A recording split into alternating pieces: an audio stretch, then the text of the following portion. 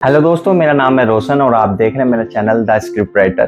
दोस्तों, आज की जो कहानी है सपनों की उड़ान, ये स्टोरी मैंने लिखी थी लगभग 1 से 1.5 साल पहले, यानी कि आज 2025 चल रहा है, मार्च का मंथ चल रहा है और ये मैंने 1.5 साल पहले लिखी। तो चलिए मैं स्टार्ट करता हूँ अपनी पहली स्टोरी, सपनों की उड़ान। सीन 1 है, ऑन स्टेज इंडोर सीन है। वक्कटून सॉल्यूशन जो कि एक कॉर्पोरेट गिफ्टिंग कंपनी है, आज उनका अवार्ड शो होता है जिसकी chief guest the Royal Route की सीईओ मिस तृप्ति होती हैं। तभी एंकर तृप्ति को स्टेज पर बुलाता है। एंकर, तो दोस्तों अब मैं स्टेज पे बुलाना चाहूंगा द रॉयल रूट की founder and CEO miss Tripti ji को। Ma'am please come on stage and tell about us the Royal Route journey. तो दोस्तों तालियों के साथ स्वागत कीजिए मिस तृप्ति जी का। तृप्ति स्टेज पे आती है।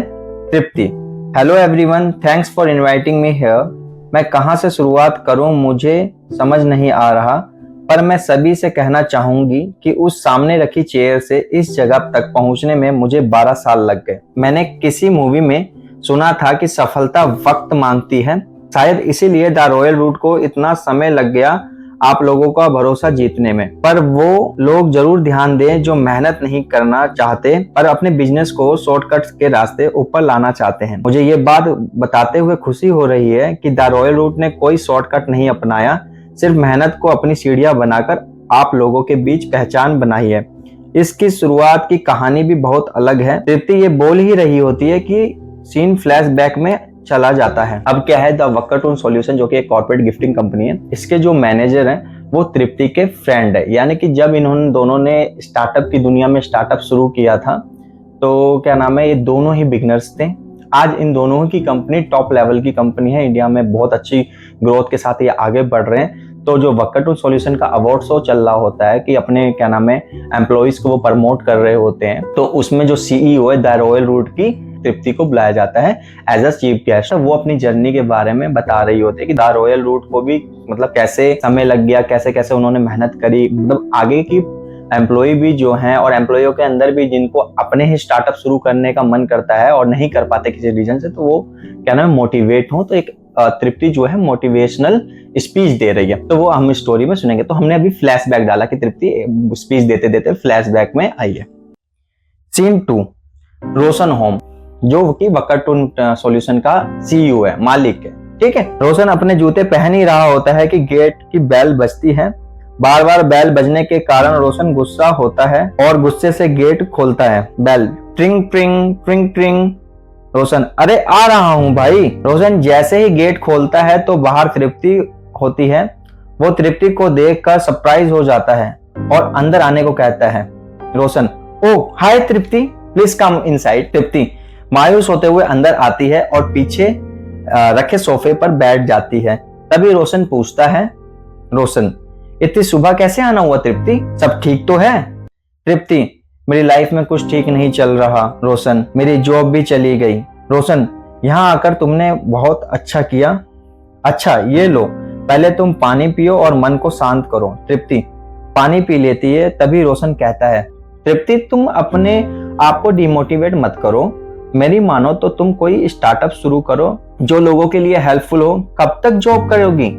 अगर तुम जॉब ही करती रहोगी तो एक दिन फिर ऐसा आएगा जो तुम्हें जीरो पर लाकर खड़ा कर देगा और तुम्हें फिर जीरो से शुरू करना पड़ेगा। तृप्ति, ऐसा कौन सा स्टार्टअप होगा रोशन, एक मायूसी भरी आवाज में, कि अब मैं स्टार्टअप कैसे करूं, मेरे को तो कुछ समझ ही नहीं आ रहा। जो क्या होता है कि काफी टाइम तक अगर कोई व्यक्ति जॉब करता रहता है, जॉब करता है जैसे 1 साल 2 साल 3 साल 4 साल 5 साल, और वो जॉब में सेटिस्फाई हो जाता है कि हाँ मेरी जॉब है, मेरा डेली रूटीन अच्छा चल रहा है, मैं जॉब ऑफिस जाता हूँ, ऑफिस के बाद मैं अपने थोड़ा टाइम इधर स्पेंड करता हूँ, ये चीज करता हूँ, ये एक्टिविटी करता हूँ, तो वो बंदा उसी में, और एकदम से उसकी जॉब चली जाए तो उसकी सारा जो बैलेंस है इकोनॉमिकली भी और क्या नाम है एक मेंटली भी बंदा डिस्टर्ब हो जाता है, या कोई भी व्यक्ति डिस्टर्ब हो जाएगा जॉब जाने पर। तो तृप्ति, ऐसा कौन सा स्टार्टअप होगा रोशन? रोशन, वो तुम सोचो कि तुम क्या कर सकती हो जिसे करने में तुम्हें खुद को अच्छा लगता हो। अच्छा मैं चलता हूँ, मेरी एक इम्पोर्टेंट मीटिंग है, और हाँ भूख लगे तो कुछ खा लेना, मैं कोशिश करूंगा जल्दी आ जाऊं, ओके बाय। तृप्ति भी स्माइल के साथ उसको बाय करती है। अब तृप्ति घर में अकेली है तो तृप्ति सोचने लगती है कि ऐसा क्या हो सकता है स्टार्टअप जिससे लोगों की भी मदद हो जाए और क्या नाम है मेरे को भी वो चीज करने में बहुत अच्छा लगे। तो वो क्या नाम है बहुत ज्यादा सोचने लगती है, कभी इधर बैठ के, कभी लैपटॉप ऑन करके, कभी क्या नाम है वॉशरूम में अपने फेस पे पानी मार रही होती है कि ऐसा क्या है, मिरर में देख रही होती है कि ऐसा क्या है मेरे अंदर। तभी तृप्ति के माइंड में टूर एंड ट्रेवल का आइडिया क्लिक करता है और ये सोचते हुए शाम हो जाती है। रोशन भी घर आ जाता है, अपने ऑफिस के बैग को टेबल पर रख देता है और अपनी बाइक की चाबी को की लॉक में टांग कर वॉशरूम में फ्रेश होने चला जाता है। रोशन टॉवल से हाथ पोंछता हुआ बाहर आता है। तृप्ति डिनर टेबल पे लगा रही होती है और रोशन से कहती है, तृप्ति डिनर तैयार है रोशन, आओ पहले डिनर कर लो। रोशन, अरे ये सब करने की क्या जरूरत थी? तृप्ति, डब्बे वाला आता ही होगा। तृप्ति, तुम बैठो तो सही। रोशन डिनर टेबल पर बैठ जाता है डिनर करने के लिए। तृप्ति रोशन की प्लेट लगाती है और वो भी डिनर करने के लिए बैठ जाती है। तभी रोशन तृप्ति से पूछता है, रोशन तृप्ति फिर क्या सोचा, आगे क्या करना है? कोई आइडिया आया माइंड में? तृप्ति, आया भी और एग्जीक्यूट भी किया, टूर एंड ट्रैवल का। रोशन, वेरी गुड। तृप्ति, रोशन मैं सोच रही हूँ कि इसको अहमदाबाद से ही शुरू करूं, घर भी गए हुए 2 साल हो गए। रोशन, अच्छा आइडिया है। तृप्ति, और तुम बताओ तुम्हारी मीटिंग कैसी रही? अब तृप्ति पूछती है रोशन से कि क्या नाम है कि तुम आज मीटिंग के लिए जो गए थे तो मीटिंग कैसी रही? अच्छी रही, 5000 पीस का ऑर्डर भी आ गया। मतलब जो रोशन की कंपनी है अभी उस लेवल पे नहीं पहुंची है, लेकिन वो मेहनत कर रहा है और वो गिफ्टिंग कंपनी है, तो कॉर्पोरेट गिफ्टिंग जैसे दिवाली आती है और XYZ काफी एम्प्लॉइयों को जो कॉर्पोरेट में गिफ्टिंग मिलती है, तो वो बड़े बड़े कंपनियां ही गिफ्ट बना के डिस्ट्रीब्यूट करती है, कॉर्पोरेट कंपनियों को देती है। तृप्ति, कॉन्ग्रेचुलेशंस। Roshan, thank you.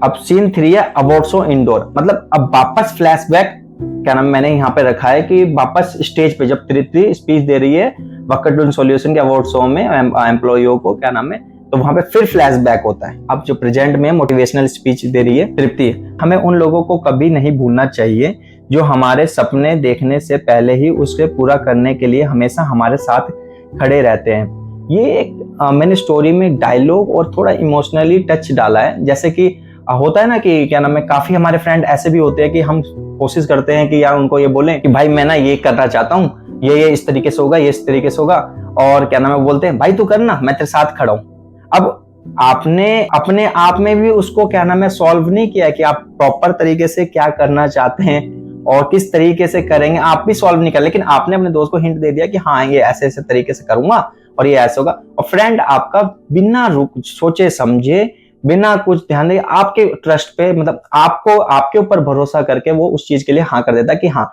अगर तेरे को मेरी जरूरत है तो मैं भी आता हूँ इसके अंदर, और क्या नाम है हम इस चीज को करते हैं।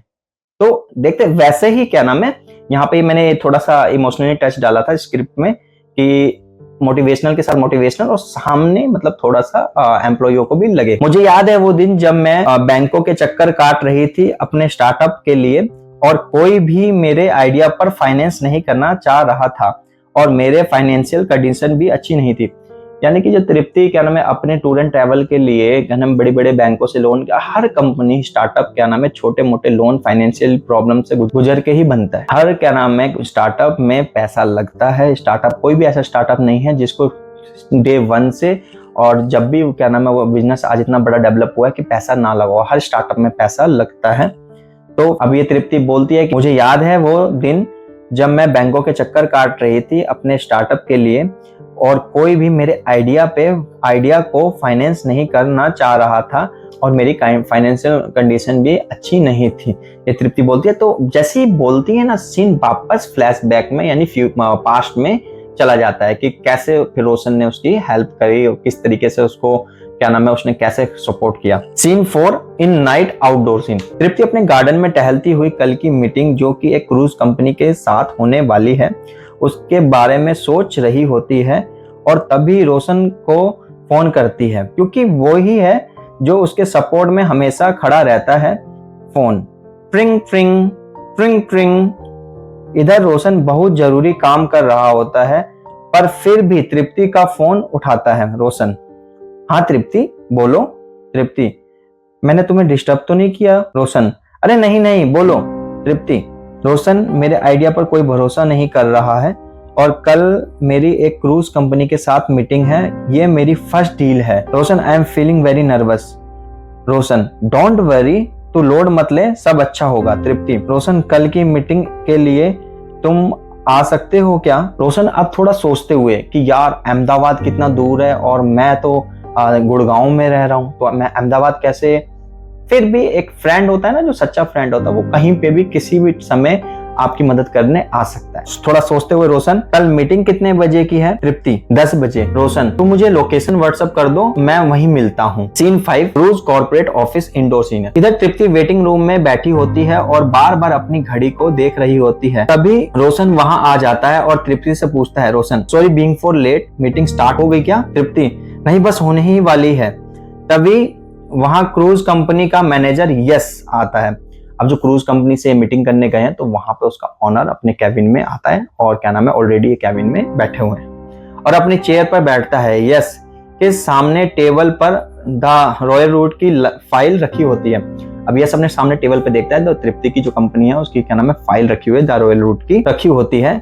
वो उसे पढ़ने लगता है और फाइल पढ़ने के बाद कहता है, yes miss Tripti and mister Roshan, मैंने आपकी फाइल देखी, अच्छी बात है आप हमारे साथ जुड़ना चाहते हैं, पर खाली लिख देने से या बातों से बिजनेस नहीं बनता और आप तो इस फील्ड में अभी आए हैं, पर फिर भी मैं द रॉयल रूट को एक चांस दूंगा। लेकिन उससे पहले मुझे ये बताओ कि अगर मैं तुम्हें क्रूज के 3000 टिकट बेचने का ऑर्डर दे भी देता हूँ तो मिस तृप्ति आप इसे बेचोगी कैसे? तृप्ति, सर हम इन टिकट्स को हर उन लोगों के लिए अफोर्डेबल बनाएंगे जो वेकेशन के लिए क्रूज पर जाना चाहते हैं। यस, और ये अफोर्डेबल बनेगा कैसे? तृप्ति, सर हम टिकट्स को ईएमआई में कन्वर्ट कर देंगे और इसकी मंथली ईएमआई टूरिस्ट आसानी से पे कर सकेंगे और इस आइडिया पर दिल्ली की एक एनबीएफसी फंडिंग कर रही है। यस, तो पूरा पेपर वर्क आप दोनों करके आए हो, ये लो, तो मैं भी इस फाइल पर साइन कर देता हूँ, पहले लॉट के 3000 टिकट्स आप बेचो। तृप्ति स्माइल के साथ, थैंक यू सर।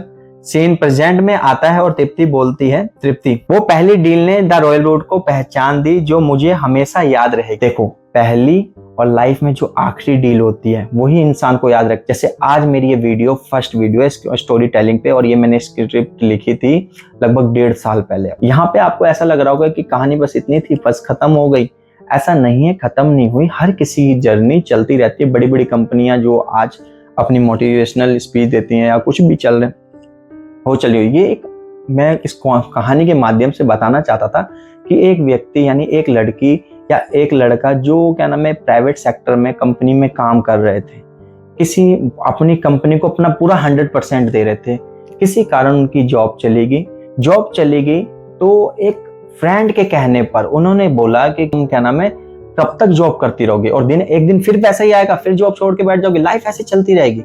लेकिन कुछ स्टार्टअप सोचा, हाँ साल 2 साल 3 साल दिक्कत होती है, मैं मानता हूँ होती है, लेकिन 5वें साल बिजनेस जब रिटर्न देता है तो आप सबसे ऊपर होते हैं। सबकी फैमिली में, सबके परिवार में, सबके आस पड़ोस में, सबकी जिंदगी में बहुत सारी प्रॉब्लम है, लेकिन उस प्रॉब्लम को सॉल्व करने वाला आपका एक स्टार्टअप है।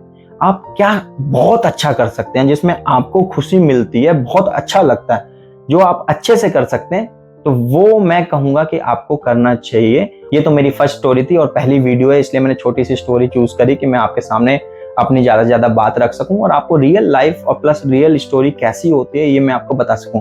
तो मैं अगली बार फिर मिलूंगा नए कंटेंट के साथ, नई स्टोरी के स्क्रीन प्ले के साथ, और कोशिश करूंगा कि आपको अच्छे से अच्छे, बेहतर से बेहतर समझा सकूं। ये मेरी फर्स्ट वीडियो थी, उसके लिए माफी चाहता हूँ, बहुत सारी गलतियां भी हुई होंगी। आप मुझे ऐसे ही सपोर्ट करते रहे। Thank you.